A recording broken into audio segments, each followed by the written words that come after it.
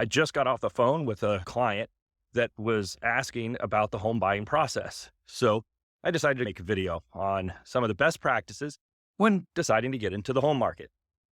Number one, when you're deciding to get into the home market, decide where you want to live or the generalized area. Once you've narrowed that down, find a realtor and make a plan. Decide what your motivation for moving, what your needs are, and what your wants are. Those things are very important to figure out to narrow down what you're looking for. Second, you need to decide on a budget. The best way to do that is to connect with a reputable mortgage lender. My recommendation on lenders, I tend to go towards local lenders, somebody that I can go to their office, talk to a person, see who they are. Another positive on working with a local lender, in general, they're going to only get paid when you close your house. So they're more motivated to get the deal done on time and correctly. Not to say that the bigger box, for lack of a better word, lenders aren't going to get your deal done. I'm just saying that this is my personal experience and my recommendation. Once you talk to your lender, you get all your paperwork in, you're going to get what's called a pre-approval letter. The other thing that you need to take into consideration with your budget, and I strongly recommend this, just because you were told you could lend up to a certain amount doesn't mean you have to spend every single penny of that amount. Once you've got your budget laid out, you're also going to need down payment, closing money. So what do I mean by that? You have to pay doc stamps, taxes, things along that line. And you're also, which your mortgage provider is going to help you with, you're going to have a down payment. Now, there's programs, which you've probably heard of, like an FHA or first-time home buyer program, which will allow you to get away with putting 3.5% down on the property versus a traditional conventional loan where maybe you're putting 20% down. Now, there's a lot of programs out there. This is why I strongly suggest you work with a mortgage broker that can help point you in the right direction. We have hometown hero programs that help you come up with down payment money, depending on your profession and so on. There's a new one here in Florida that's supposed to be signed in July, so more on that later. There's other fees that you might not be aware of other than just your down payment money. You're going to want to get a home inspection. These can range anywhere from $350 up to about $600, depending on the size of the house and what exactly you're getting done. Also, because it's Florida, you're going to need 2 additional inspections. One of them is a 4-point and one of them is a wind mitigation inspection. Those are specifically for insurance purposes. They are not a full home inspection.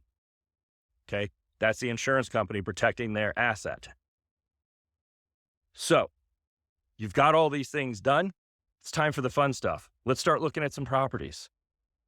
Now, you found the perfect house for you.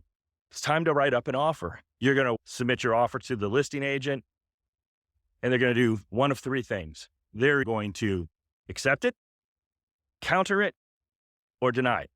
If they counter it, we go back and forth, come to terms. If you accept everything, everything gets signed. And then your next step is to make a deposit on the property.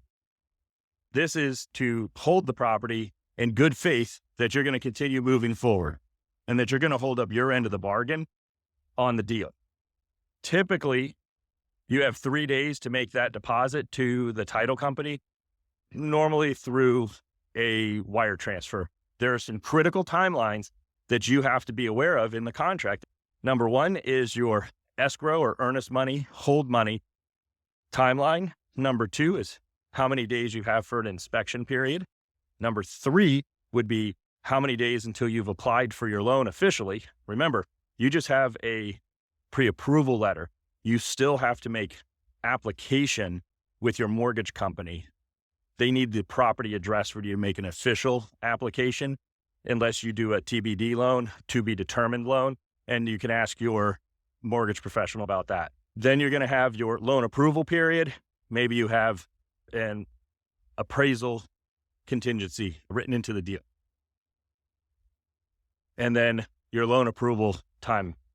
Those are the big dates that you have to pay attention to. Your realtor will help you out with those things. It's going to be kind of chaotic in the first 3 days. After that, things will slow down a little bit. Hopefully you've ordered a home inspection, your 4-point and your wind. Then what I strongly suggest that you do is, in today's market, with the way insurance is all over the country, I strongly recommend during your inspection period that you start to track down homeowners insurance and get some quotes on that to make sure you don't have any odd surprises. And then that'll be done kind of at the same time your home inspection's getting done, because you're going to need to submit your 4-point and your wind. After that, things are kind of smooth sailing for a little while. Right before close, you're going to get a statement from the title company and your lender that basically spells out line by line how much things are going to cost and how much you have to bring to closing. Now, you physically don't necessarily have to bring money to closing. Again, that number is going to come from your lender and title, and it's going to be wired in. After that, you're going to go to a pre-close walkthrough with your realtor of the property, and you're going to make sure that anything that was promised to you by the seller has been completed. The house is relatively clean. We call it broom swept. The furniture's gone. Refrigerator's empty. There's not any crazy stuff left in the garage. After your walkthrough, it's time to close.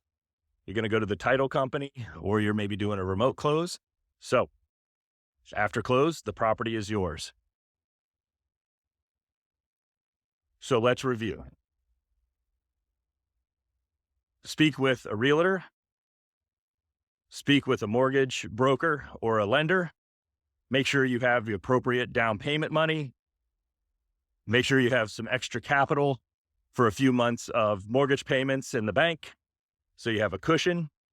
Make sure that you've got some money to pay for your home inspections, appraisals, things of that nature.